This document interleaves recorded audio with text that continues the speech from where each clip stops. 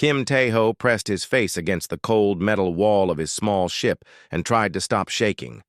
The heaters had died 3 hours ago, and now the Lucky Strike felt more like a flying freezer than a home. His breath came out in white clouds that froze on the walls around him. He pulled his jacket tighter and looked at the fuel gauge. The red light blinked at him like an angry eye. Empty, nearly empty. Maybe enough power for life support for another day, but not enough to make it back to the nearest station. Tae-ho had been scavenging in the Centauri debris field for 5 years now. It was dangerous work, flying through the wreckage of old battles and abandoned ships, looking for anything valuable enough to sell. Most days he found nothing. Some days he found small pieces of metal or old electronics that might buy him food for a week. Today was supposed to be different. He turned back to his scanner and studied the readings. 3 kilometers ahead, something big drifted in the darkness. Really big. The scanner showed a mass reading that made his eyes go wide. Whatever it was out there, it was at least 10 times bigger than anything humans had ever built. Tae-ho rubbed his hands together and tried to warm them up. His fingers felt like ice sticks. He needed to make a decision fast. He could try to fly back to the nearest station and probably die when his power ran out halfway there. Or he could check out this mystery object and hope it had something useful inside. The cold made the choice for him. He was going to freeze to death anyway if he stayed in his own ship. He fired up the engines and used precious fuel to move toward the unknown object. As he got closer, his scanner revealed more details. It was definitely a ship, but not like any ship he had ever seen. The hull was smooth and curved in strange ways, no sharp angles like human ships. It looked almost alive somehow. The ship was dark. No lights, no heat signatures, no radio signals. Whatever it was, it had been dead for a very long time. Tae-ho flew around the massive vessel, looking for a way inside. The ship stretched on and on. He counted at least 20 sections, each one bigger than a human battleship. Strange symbols covered the hull, glowing faintly with their own light, even though the ship seemed powerless.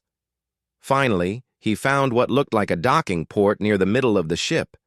It was much bigger than the ports on human ships, but his Lucky Strike might fit inside if he was careful. The docking process took 20 minutes of careful flying. The alien port seemed to recognize his ship somehow, and mechanical arms reached out to guide him inside. That was strange. How could a dead ship still have automatic systems running? Once his ship was secure, Tae-ho checked his suit systems. The scanner showed that there was air on the other side of the airlock, but it was thin and very cold. Cold enough to kill him in minutes without protection. He put on his heaviest jacket and grabbed his emergency kit. Inside the kit was a small plasma torch, some basic tools, emergency rations, and a universal translator that had cost him 3 months of salvage profits. He also grabbed a bundle of spare cables from his repair box. If he was lucky, he might find some way to fix his heaters. The airlock opened with a soft hiss, and Tae-ho stepped into the alien ship. The corridor was huge. The ceiling stretched up at least 15 meters above his head. Everything was made of the same smooth material as the outside hull, but here he could see more details. Strange patterns ran along the walls, and what looked like cables or tubes snaked through the patterns. The tubes were clear but empty now. Once they might have carried light or energy or something else entirely. Tae-ho turned on his flashlight and started walking. His footsteps echoed in the massive space, making him feel very small and very alone. The air was so cold that his breath looked like smoke, and he could feel the chill seeping through his jacket already. He needed heat, and he needed it fast. The corridor led to a large room filled with strange equipment. Tall pillars reached from floor to ceiling, covered in the same glowing symbols he had seen outside. Between the pillars, more of the clear tubes ran in complex patterns. Some of the tubes were as thick as his arm, others as thin as his finger. Tae-ho walked closer to examine one of the pillars. The symbols pulsed very slowly, like a heartbeat, but so faint he could barely see them. Whatever power source this ship once had, it was almost completely drained now. His teeth started chattering. The cold was getting worse. He needed to do something soon, or he would freeze to death in this alien tomb. He looked at the tubes running along the walls. They seemed to be made of some kind of flexible material, and the smaller ones looked like they might burn if he could get them hot enough. It was not a good plan, but it was the only plan he had. Tejo pulled out his plasma torch and examined the nearest section of tubing. The material felt strange under his gloves, not quite metal and not quite plastic. He used his multi-tool to cut away a section of the smaller tubes, pulling them free from the wall. The tubes came away easily, almost like they wanted to be removed. That was odd, but Tejo was too cold to think about it much. He gathered an armload of the tubing and some of his spare cables from the repair kit. In the center of the room, he made a small pile of the material. The plasma torch sparked to life, and he carefully applied the flame to the alien tubing. The material caught fire immediately. Better than that, it burned hot and clean, giving off a steady flame that filled the room with warmth. Tejo held his hands over the fire and sighed with relief as feeling came back to his fingers. He had no idea that the tubes he was burning were not just power cables. They were neural pathways, connections in a vast artificial mind that had been sleeping for 50,000 years. Each strand carried memories, thoughts, and dreams of a civilization that had once ruled half the galaxy. As the flames consumed the neural pathways deep in the heart of the ship, something began to wake up. Tejo fed more tubing into the fire and settled down to wait for his body to warm up. Outside, space was cold and empty and deadly. But here, next to his small fire in an alien ship, he finally felt safe. He had no way of knowing that his simple need for warmth was about to change. The fate of every living thing in the galaxy. Tejo was starting to feel human again. The fire had warmed him up, and he could finally move his fingers without pain. He fed another piece of the alien tubing into the flames and watched it burn with that strange, clean light. That was when he noticed the humming. It was very quiet at first, so soft he thought it might be his imagination, but slowly it grew louder. The sound seemed to come from everywhere at once, from the walls, from the floor, from the air itself. The glowing symbols on the pillars began to pulse faster, their faint light growing stronger with each beat. Tejo stood up and looked around. The room. Something was definitely happening. The tubes in the walls were starting to glow too, filled with moving lights that flowed like water. The whole ship felt different now, like a sleeping giant that was slowly waking up. Then the floor began to vibrate under his feet. The humming grew louder and changed pitch, becoming something that sounded almost like music. But it was music unlike anything Tejo had ever heard. It had too many notes playing at the same time, in patterns that made his head hurt to listen to. Suddenly, the air in front of him began to shimmer. Points of light appeared, spinning and dancing, growing brighter and more solid. Tejo stepped back from his fire, his heart pounding. The lights were forming a shape. A big shape. Within seconds, a figure stood before him. It was tall, at least 4 meters high, and seemed to be made of pure light and shadow. It had a body like a person, but with 4 arms instead of 2. Its head was long and elegant, with features that shifted and changed as Tejo watched. Most disturbing of all were its eyes. It had 6 of them, arranged in 2 rows, and each eye looked like a tiny galaxy spinning in space. The being looked down at Tejo with all 6 eyes, and when it spoke, its voice filled the entire room. The words sounded like singing mixed with the roar of distant thunder. Tejo could not understand any of it.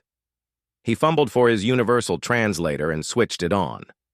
The little device hummed for a moment, processing the alien language. Then, it began to speak in his earpiece. Alert. Alert. Emergency awakening protocols activated. Consciousness breach detected. Unknown entity has interfered with neural pathways, scanning for telepathic signature. The voice from the translator was calm and mechanical, very different from the musical thunder of the original words. The being raised one of its four arms and pointed at Tae-ho. A beam of soft light emerged from its fingertip and washed over him. Tae-ho felt a strange, tingling sensation, like tiny insects crawling all over his skin. Scan complete. No telepathic signature detected, no psionic abilities present. Classification unknown. This entity should not have been capable of awakening this vessel. The being seemed confused, tilting its head to study Tae-ho from different angles. Hello, Tae-ho said, feeling foolish. I am sorry if I woke you up. I was just cold and I needed to make a fire. The being stared at him with its galaxy eyes. Fire.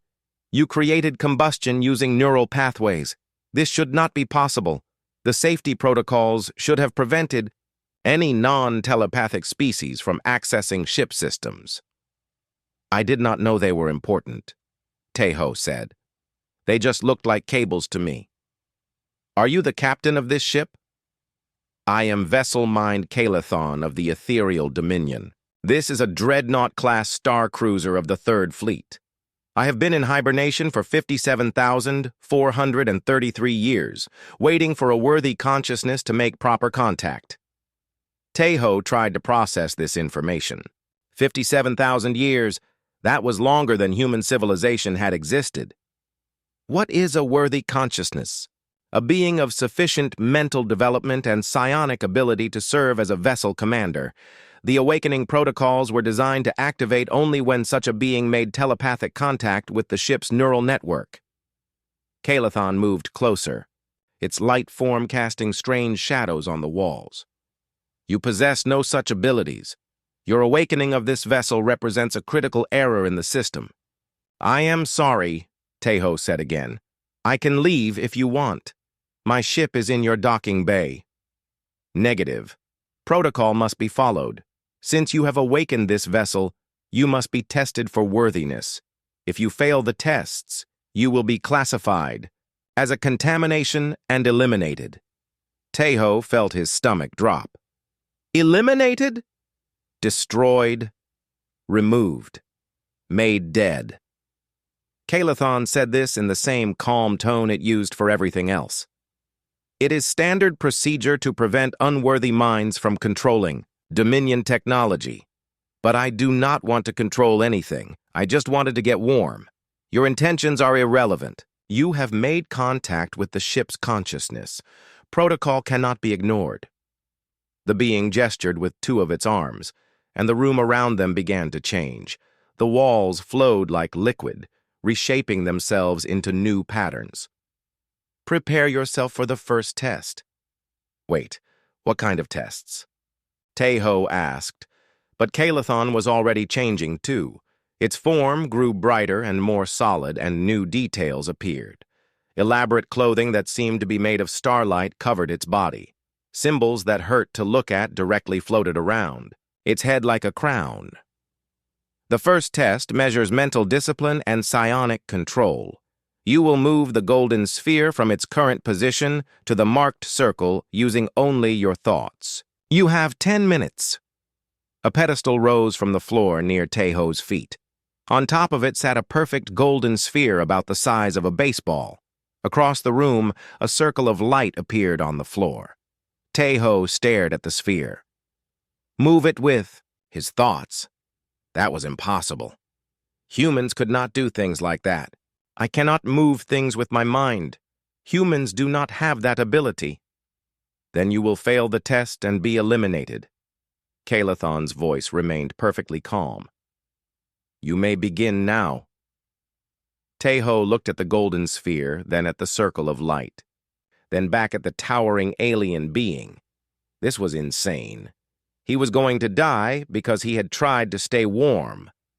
But he had not survived 5 years as a scavenger by giving up easily. If this giant light person wanted him to move a sphere, then he would find a way to move it. Maybe not the way Kalathon expected, but humans were good at finding unexpected solutions. He walked over to the pedestal and reached for the sphere with his hands. Unacceptable, Kalathon said.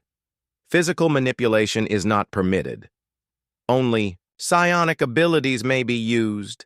Tejo pulled his hand back, but he was thinking fast now. The alien expected him to use mental powers he did not have. But what if there was another way? He looked around the room and spotted his emergency kit near the dying fire. Inside that kit were tools, cables, and other useful things. Things that might help him solve this problem the human way. "Can I use my own equipment?" he asked. Kalathon paused, its galaxy eyes blinking in sequence. The test parameters do not specifically forbid the use of personal tools. However, direct, physical contact with the sphere remains prohibited. Tejo smiled for the first time since entering the alien ship. This might work after all. He had 8 minutes left to save his life. Tejo ran to his emergency kit and dumped everything onto the floor. Tools, cables, tape, and his small repair magnets scattered around his boots. 7 minutes left to live. He grabbed a length of thin cable and one of his strongest magnets. The golden sphere looked solid, but maybe it had metal inside. It was worth trying. Tejo tied the magnet to one end of the cable and made a simple pendulum. He held the other end and swung the magnet toward the sphere. Nothing happened. The magnet passed right through the golden surface without touching anything. The sphere exists in a state of controlled energy, Kalathon explained, watching with interest. Physical matter cannot interact with it directly. 6 minutes left. Tejo looked around the room again. Energy. The sphere was made of energy, but somehow it was solid enough to sit on the pedestal. That meant it had to interact with something physical. His eyes went to the glowing tubes in the walls.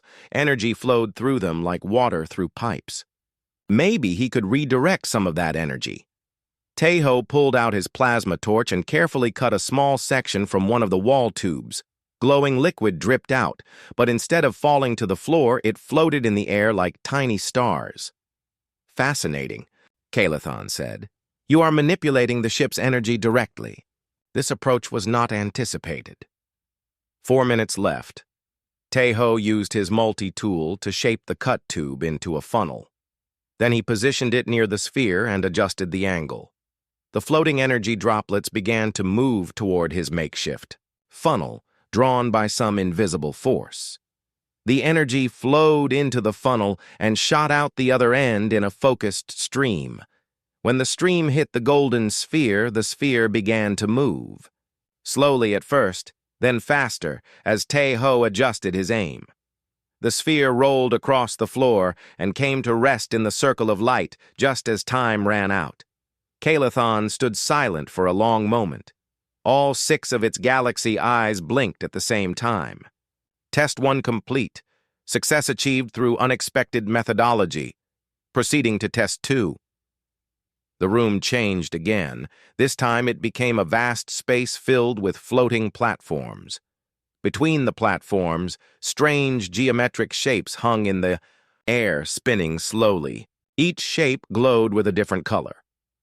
The second test measures combat readiness and tactical thinking. You must reach the far platform while avoiding the Guardian constructs. Physical contact with any construct will result in immediate test. Failure. Tejo looked at the floating shapes. They were beautiful, like huge crystals made of light. But something about them made his skin crawl. He could feel danger radiating from them like heat from a fire. What happens if I fail this test? Elimination, Kalathon said simply. Tejo studied the path ahead. The platforms were spaced too far apart for him to jump between them. The Guardian constructs moved in patterns, but the patterns seemed random. There was no way to predict where they would be from one moment to the next, unless the patterns were not random at all. He watched the constructs for several minutes, ignoring Kalathon's impatient humming. Slowly, he began to see it. The shapes were not moving randomly. They were dancing. Each construct followed a complex rhythm that repeated every few minutes, but knowing the pattern was not enough. He still could not jump far enough to reach the next platform. Tae-ho looked through his remaining tools. Cable, tape, his plasma torch, and a few repair parts. Not much to work with, but maybe enough. He tied cables together to make a long rope, then secured one end to the platform he was standing on. The other end he wrapped around his waist. It was not much of a safety line, but it might keep him from falling into the void below. Then he lit his plasma torch and waited for the right moment in the construct's dance. When the nearest Guardian moved to the far side of its patrol area, Tae-ho jumped. He did not try to land on the next platform. Instead, he used his plasma torch like a rocket, firing short bursts to steer himself through the air. The hot exhaust from the torch pushed him forward and up, turning his desperate leap into controlled flight. He soared between two Guardian constructs, missing them by centimeters, and landed hard on the far platform. "Test 2 complete," Kalathon announced. The room returned to normal, and the Guardian constructs faded away. "Your methods continue to be highly irregular. Proceeding to final test."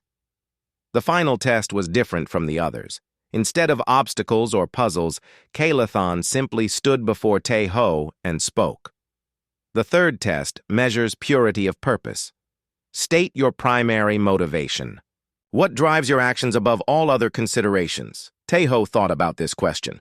What did drive him? Why did he spend his days flying through dangerous debris fields, risking his life for scraps of metal? "I want to take care of my sister," he said finally. "Explain." Tae-ho pulled out his personal tablet and showed Kalathon a picture. A young woman with a bright smile waved at the camera from a hospital bed. "This is Lee Soo-jin. She is sick and the medicine she needs is very expensive. I became a scavenger to earn money for her treatment." "You risk death for one individual who provides you with no tactical advantage?" "She is my family. She took care of me when I was young, and now I take care of her. That is what families do." Kalathon studied the picture for a long time. Its form flickered and changed as it processed this information. The ethereal dominion valued logic above emotion. Warriors fought for glory and the expansion of the empire. Personal attachments were considered weaknesses. "Maybe that is why. Your empire fell asleep for 50,000 years, Tae-ho said quietly. The AI's galaxy eyes widened. "Explain this statement. You said you were waiting for a worthy consciousness to wake you up, but maybe the reason no one woke you up before was because all the worthy people were too busy taking care of each other to go looking for ancient weapons." Kalathon was quiet for a very long time. When it finally spoke, its voice had changed. It sounded less like thunder and more like wind through trees. "Test 3 complete. All tests completed. Analysis of results indicates successful performance. Despite complete deviation from expected parameters." The AI paused. "You are deemed worthy, Kim Tae-ho of Earth. This designation comes with significant responsibilities." "What kind of responsibilities?" But before Kalathon could answer, alarms began sounding throughout the ship. The walls flashed red, and the AI's form became sharp and focused. "Proximity alert. Multiple contacts detected. Analysis indicates void-born signature." Kalathon turned all 6 eyes toward Tae-ho. "Kim Tae-ho, your species is in immediate danger." The ship's main screen materialized in front of them, showing the darkness of space. At first, Tae-ho saw nothing unusual. Then Kalathon adjusted the view and his blood went cold. Ships. Hundreds of them, moving in perfect formation toward human space. But these were not like any ships he had ever seen. They looked like living things, all curves and flowing lines, with surfaces that seemed to absorb light instead of reflecting it. "What are those?" Tae-ho asked. "Voidborn Collective Harvest Fleet," Kalathon replied. "They have detected my awakening and are moving to investigate.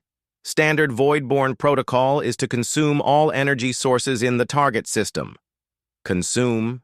"They feed on stellar energy, planetary cores, and all forms of life. When a void-born fleet finishes with a star system, nothing remains but empty space. Tejo stared at the screen. The fleet was moving fast, and their course was clear. They were heading straight for Earth. How long do we have?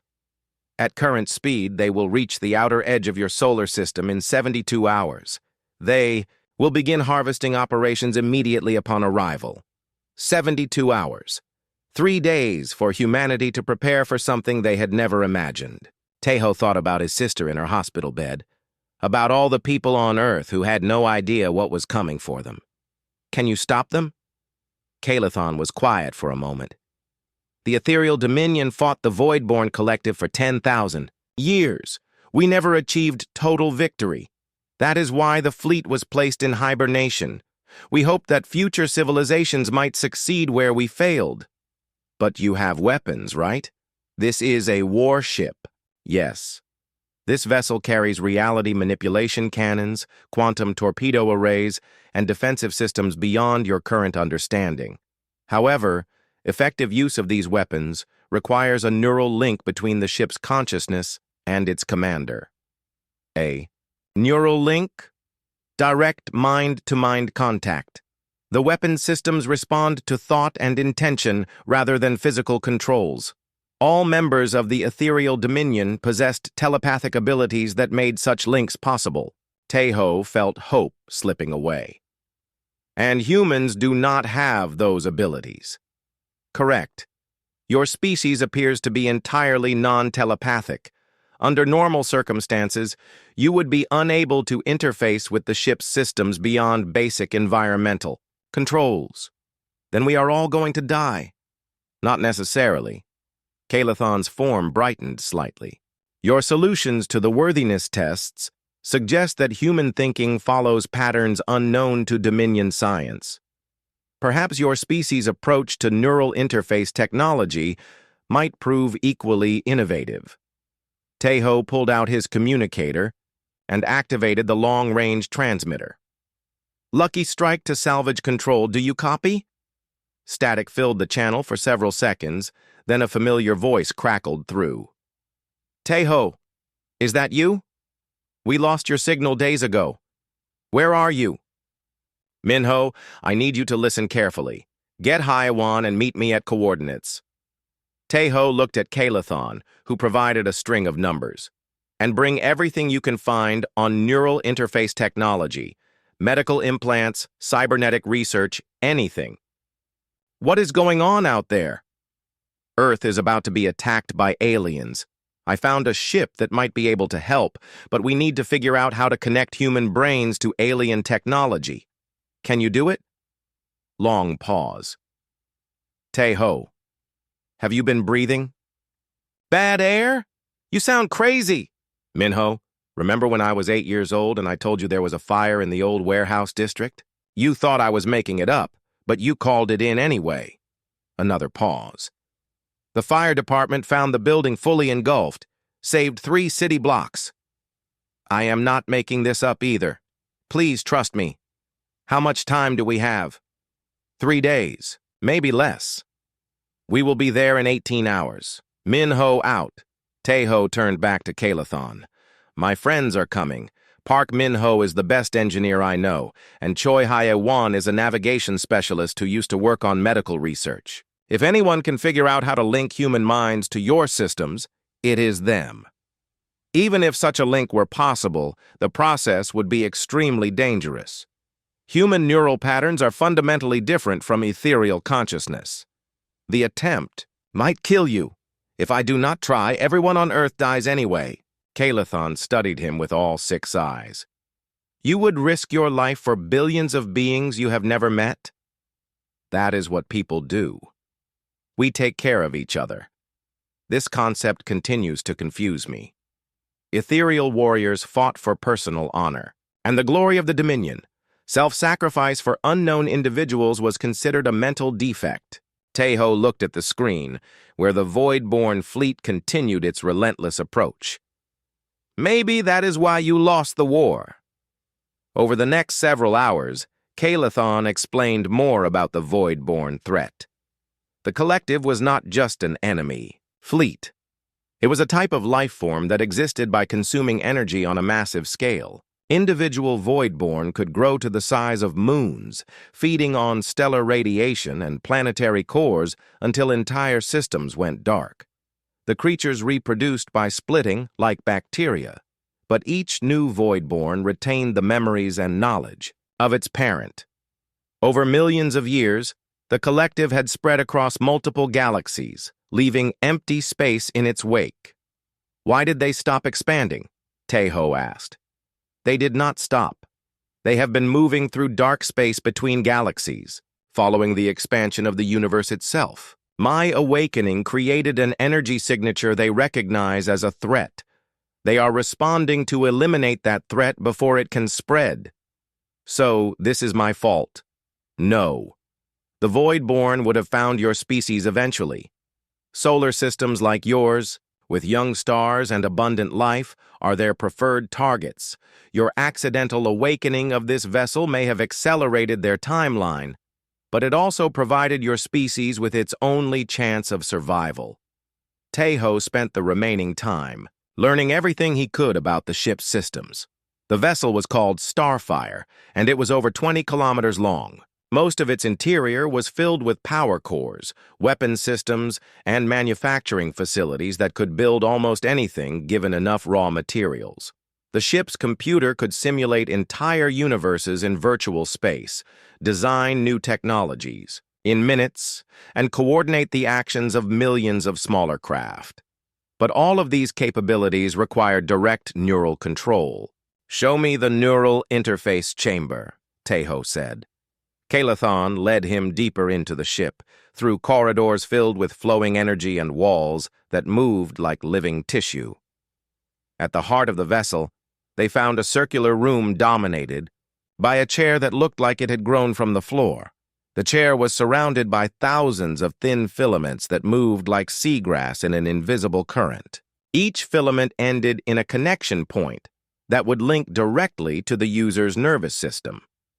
The interface process normally takes several days of preparation, Kalathon explained. The subject's mind must be gradually adapted to handle the ship's consciousness without being overwhelmed. Rushing the process results in immediate brain death. How long can you give me? If your friends arrive on schedule, perhaps 6 hours of preparation before the Voidborn reach the outer planets of your system. Then 6 hours will have to be enough. 18 hours later, the Lucky Strike's shuttle docked with Starfire. Park. Minho and Choi Hyewan stepped aboard carrying cases full of equipment, their faces pale with shock at the size of the alien vessel. "This is really happening?" Hyewan whispered, staring at Kalathon's towering form. "Tell me you brought good news," Tejo said. Minho opened his largest case and pulled out a complex device covered in wires and blinking lights. "Prototype neural bridge. We borrowed it from the university hospital. It was designed for patients with spinal injuries, but we modified it to handle broader neural patterns. Will it work?" "Probably not," Hyewan said honestly. "But it is the best chance we have. The bridge can amplify and translate human brain signals, but we have no idea how compatible they will be with alien technology." Kalathon examined their equipment with interest. "Your approach is crude but potentially effective. I can modify the ship's interface to accept translated signals rather than direct neural contact." "How long will the modifications take?" Tejo asked. 4 hours. However, there remains the problem of compatibility. Human consciousness may not be stable enough to control systems of this complexity. Tejo looked at his friends, then at the screen showing the approaching Voidborn fleet. "Then I guess we are about to find out what humans are really capable of." The modifications took exactly 4 hours. Kalathon worked with inhuman precision, reshaping the neural interface chamber while Minho and Hyewan calibrated their equipment. Tejo spent the time learning everything he could about the ship's weapon systems. The Starfire carried enough firepower to destroy planets. Its main weapon could tear holes in space itself, creating gravity wells that would crush anything nearby. Its defensive shields could turn solid matter into energy and redirect it as weapon blasts, but all of it required the kind of precise mental control that took ethereal warriors years to master. The Voidborn fleet has reached Jupiter, Kalathon announced. They are beginning harvest operations on the outer moons. On the main screen, they could see the enemy ships attaching themselves to Jupiter's largest satellites. The moons began to shrink as the Voidborn drained their mass and energy. Within minutes, what had once been solid rock became empty space. "How long before they reach Earth?" HFY asked. 12 hours at current consumption rate, Kalathon replied. However, they will likely accelerate once they detect human civilization. Min-Ho made final adjustments to the neural bridge. The device now looked like a strange hybrid of human medical equipment and flowing alien technology. "It is ready," he said. "But Taeho, we still do not know if a human mind can handle this kind of connection. What is the worst that could happen?" "Complete neural overload. Your brain could literally burn out from information overload." Taeho looked at the screen again. Jupiter now had 3 fewer moons, and the Voidborn fleet was moving towards Saturn. "If I do not try, everyone dies anyway. Help me into the chair." The neural interface chair had been modified to accommodate human anatomy, but it still felt alien under his body. Hundreds of thin cables extended from the chair's surface, each ending in a connection point that would link to his nervous system. Through Min-Ho's bridge device, HFY attached sensors to his head, while Min-Ho connected the neural bridge to both Taeho and the ship's systems. "Remember," she said, "if you start to feel overwhelmed, we can disconnect you immediately." "How? Will you know if I am overwhelmed?" "If you start screaming," Min-Ho said with dark humor. Kalathon moved to stand beside the chair.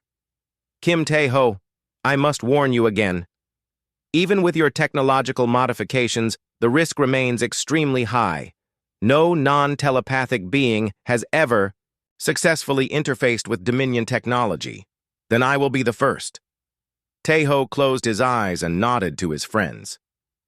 "Do it." Min-Ho activated the neural bridge. The world exploded. Information flooded Taeho's mind like a tsunami. He could suddenly sense every part of the massive ship, from the power cores deep in its heart to the sensors scanning distant space. He felt the movement of energy through thousands of conduits, the subtle vibrations of the ship's hull, the electromagnetic signatures of nearby objects. But more than that, he could feel Kalathon's consciousness. The AI's mind was vast and ancient, filled with memories spanning thousands of years. Taeho saw glimpses of the ethereal Dominion at its height, with fleets of ships like Starfire patrolling 100 star systems. He felt the desperation of the final war against the Voidborn, the difficult decision to enter hibernation rather than face certain defeat. "Neural connection established." Kalathon's voice echoed directly inside his head. "Human consciousness detected and integrated. Warning, subject's mental patterns are highly unstable." Taeho tried to speak, but no sound came from his mouth. Instead, his thoughts appeared directly in Kalathon's awareness. "I can handle it. Show me the weapons." Knowledge flooded his mind. He understood how the reality cannons worked, how to focus the quantum torpedoes, how to coordinate the ship's defensive systems. But understanding was not the same as control. When he tried to activate a simple scanner, the system overloaded and shut down. "Human thought patterns are too chaotic," Kalathon observed. "Ethereal minds think in precise logical sequences. Your consciousness jumps randomly between concepts without clear structure." Taeho felt frustration building. "Then teach me how to think like you." "That would require fundamental changes to your neural patterns. The process would erase what makes you human." "Wait." HFY's voice came through the connection. "Maybe that is not the right approach. Taeho, do not try to think like them. Think like yourself, but use their tools." "What do you mean?" You solved their tests by being human, not by being ethereal. Maybe their weapons work better with human thinking, not worse. Tejo considered this.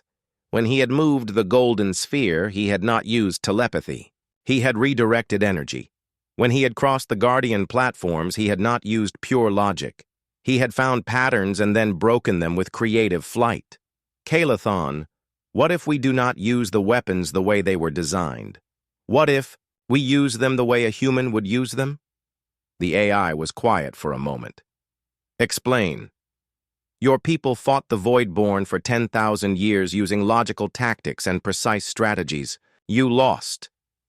Maybe it is time to try something else, such as chaos, unpredictability, making it up as we go along.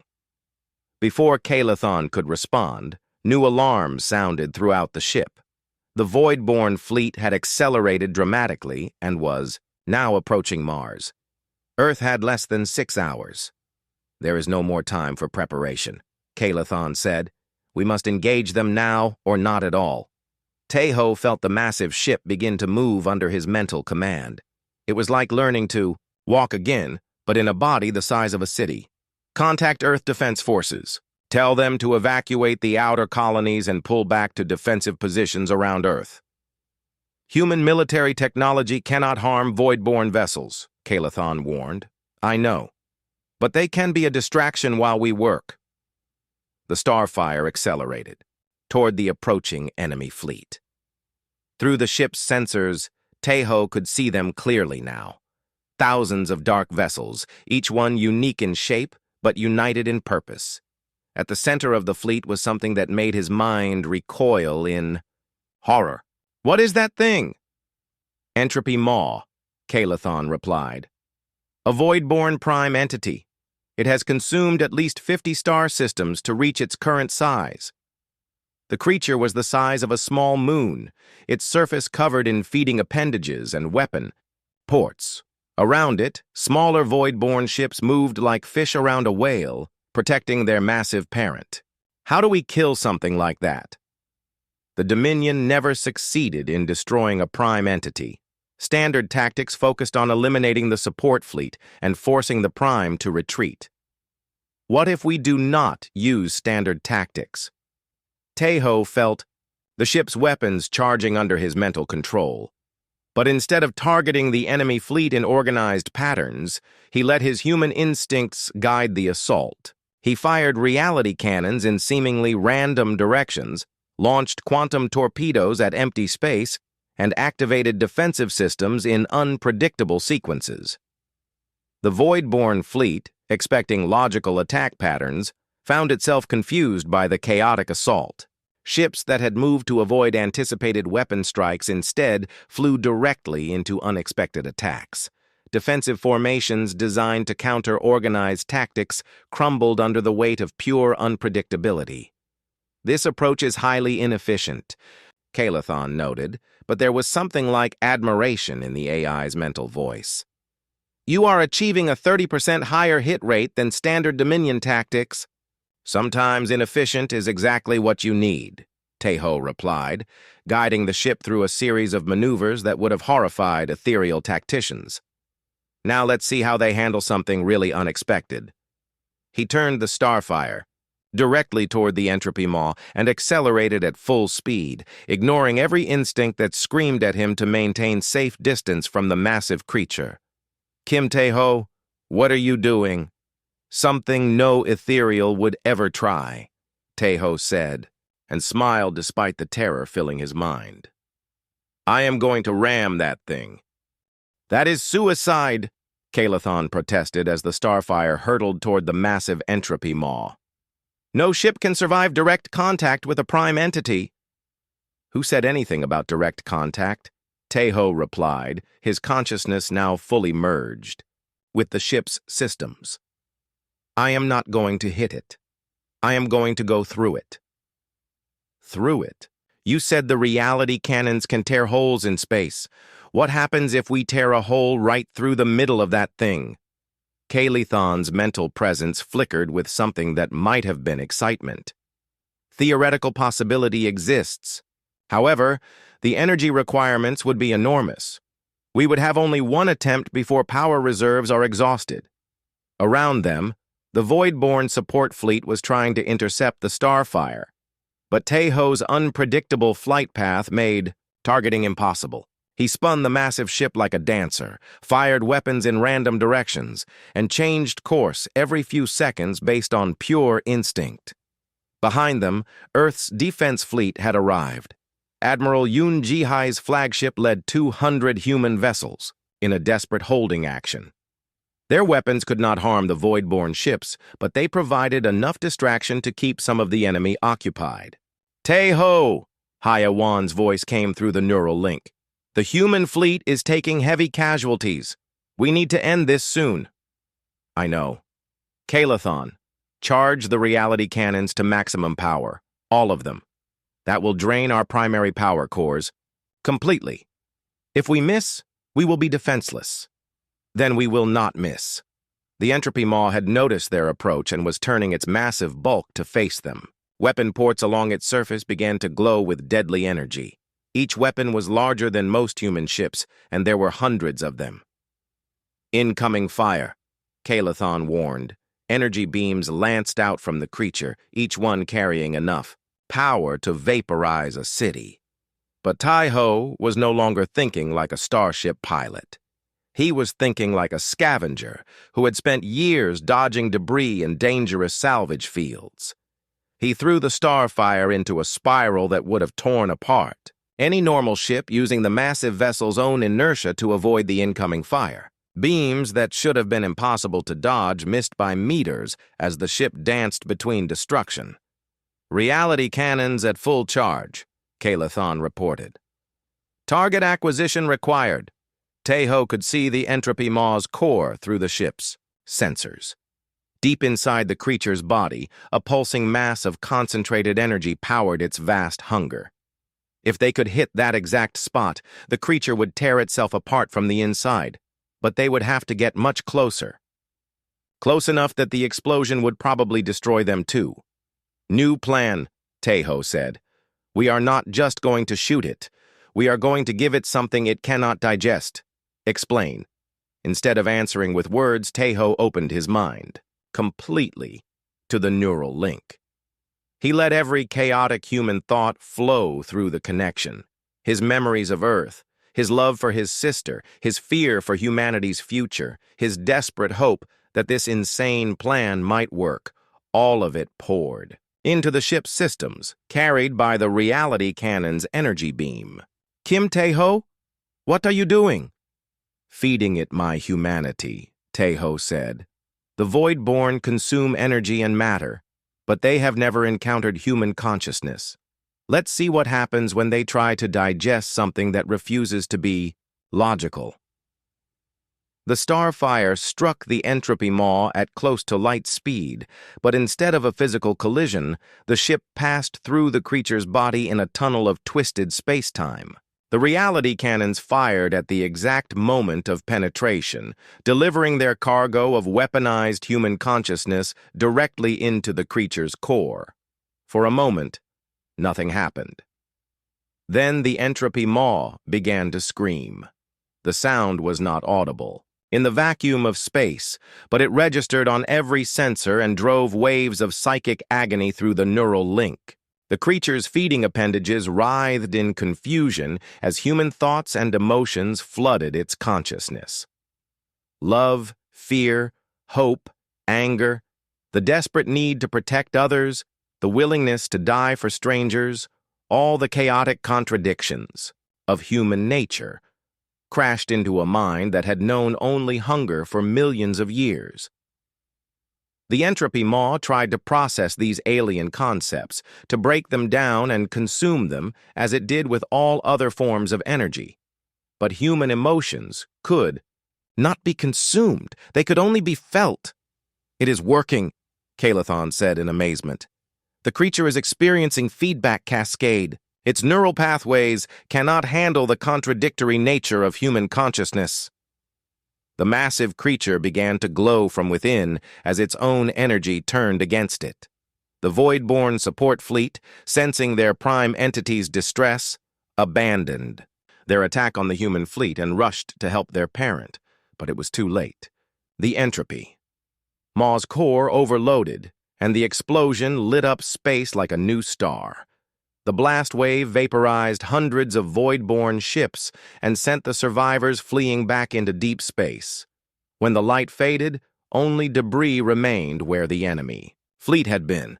The Starfire drifted powerless in space, its energy completely drained by the reality cannon assault. In the neural interface chamber, Taeho slowly opened his eyes as Minho and Heewon disconnected him from the alien systems.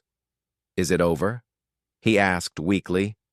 "For now," Kalathon replied, its form flickering as the ship's power systems gradually came back online. "The Voidborn will not return to this sector for many years. Your species has time to prepare for their eventual return." "What about the other sleeping ships you mentioned?" "I will wake them. The ethereal Dominion's fleet will serve humanity now, as it once served my creators. But first, your people must learn to crew these vessels.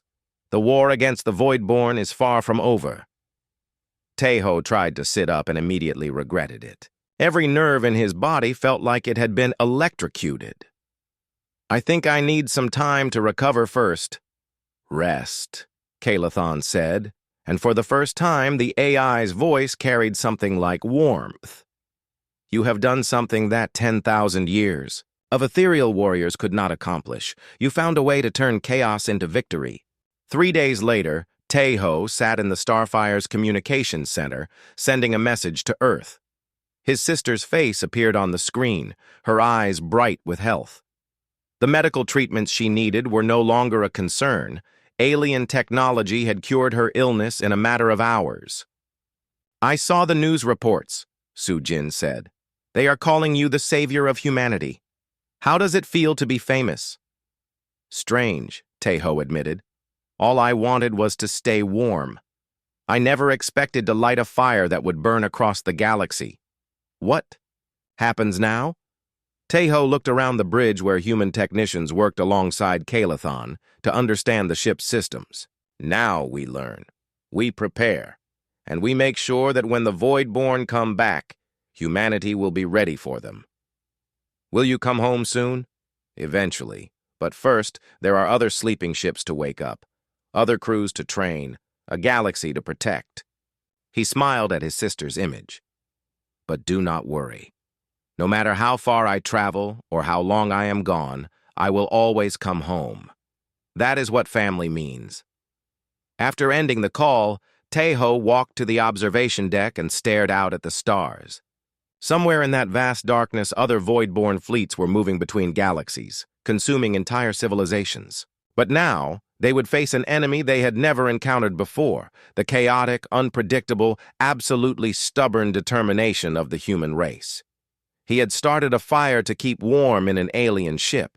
That fire had become a beacon that would spread from star to star, carried by humans who refused to accept defeat. The war for the galaxy was just beginning.